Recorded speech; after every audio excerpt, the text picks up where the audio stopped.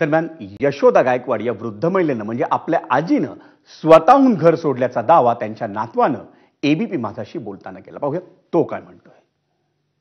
ज्या नातूवर संशय केला जात होता त्या आजीबाईचा नातू सध्या आपल्या सोबत, आपण थेट त्याच्याकडून जाणून घेऊया काय झालं होतं, कशी आजी तिथपर्यंत पोहोचली आणि तुम्हाला कधी माहिती मिळाली की त्या कचऱ्यात त्या ठिकाणी सापडली आणि त्यांना कोणी मदत केलं, कसं?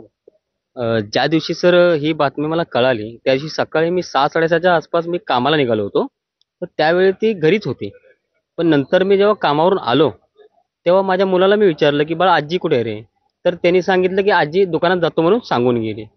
आणि नंतर 6:30-7ला काहीतरी आरेमधून मला कॉल आला की तुमच्या आजीचा ॲक्सिडेंट झालाय.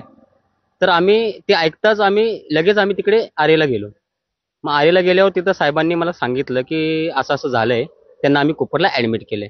तर मग मी माझी मंडळी म्हणजे माझी मिसेस आम्ही दोघंही कुपरला तिकडे जाऊन बघितलं की आजीला काय काय असं सगळं झालं तिकडे. ज्या नातूवर म्हणजे तुमच्यावर संशय केला जात आहे त्याच्यावर तुमचं काय म्हणणं आहे? नाही ते कसं आहे, आता तिचं वय झाले 60-70 जवळपास. काय तर मी आज हॉस्पिटलला पण होतो अख्खा दिवस.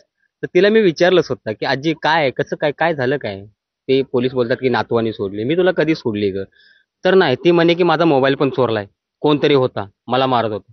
तर असं ती सगळं तिचं म्हणजे 5 वेळा तिला वेगवेगळे तिने मला 5 वेळा स्टेटमेंट दिले सर. तर ते स्टेटमेंट खरं नाहीये असं.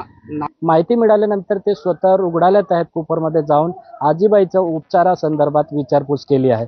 कॅमेरामॅन रुपेश शेलार सोबत सत्यम सिंह, एबीपी माझा, मुंबई.